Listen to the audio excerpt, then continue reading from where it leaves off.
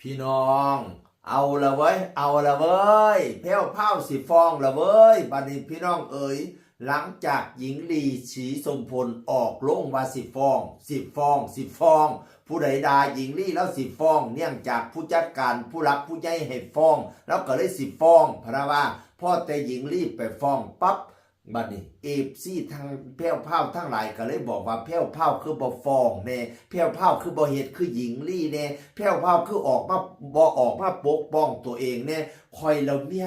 ที่สิปกป้องแพ้วเผาให้แพ้วเผาคือบ่ปกป้องเจ้าของคล้ายกับเป็นการน้อยอกน้อยใจตัดพ้อต่อว่าแพ้วเผาทำไมไม่ลุกขึ้นมาปกป้องตัวเองบ้าง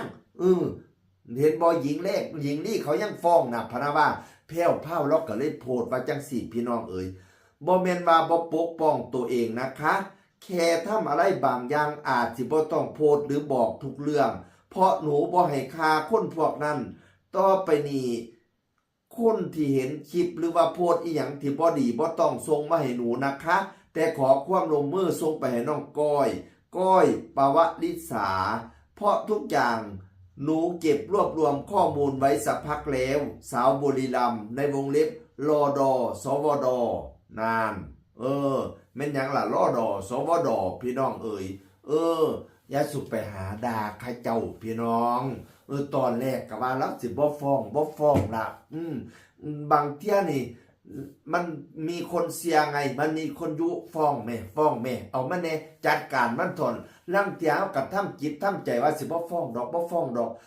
ด่าเข้าไปด่าเข้ามาเนาะบัดนี้เนาะถือด่าเลี้ยวถือด่าเศร้าด่าแรงบัดนี้เทิงคนยุให้ฟ้องเอามันซะบ่ก็เลยมีการฟ้องสำบัดนี้พี่น้องเห็นบ่คนนั้นเว้าอยู่จำด้วยรักและเปลี่ยนห่วงพี่น้องป้องไปทุกกรรมทุกฝ่ายบ่อยากให้ไปด่าเขาคันด่ามาเขาฟ้องได้ขึ้นลงขึ้นศาลก็สิยากลูกยากเต้าพาไปลงไปศาลขอยเห็นที่พิมพ์ด่าเขานั่นมีตั้งแต่แม่ลูกแม่เต้ามีแต่แม่ผัวแม่เมียเด้มีตั้งแต่คนมีอายุ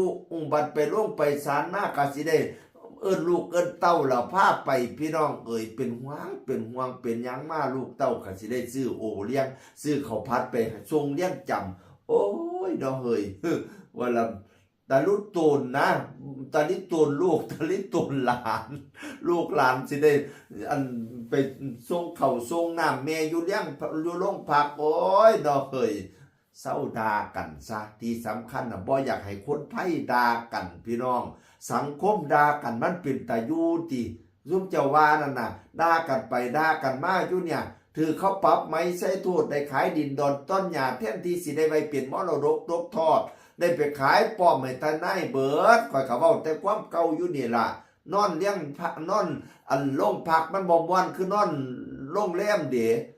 นอนเรียนจำมันบ่สบายคือนอนเรียนไทยเว้าแต่ขี้เก่าอยู่นี่ล่ะด้วยฮักและเป็นห่วงที่สำคัญบ่อยากให้คนไทยเถียงกันพี่น้อง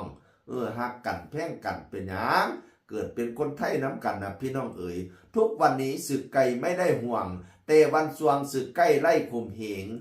ถ้าคนไทยหันมาฆ่ากันเองจะร้องเพลงชาติไทยให้ใครพังพี่น้องเอ๋ยจะร้องเพลงชาติไทยให้ใครฟังพี่น้องเอ๋ย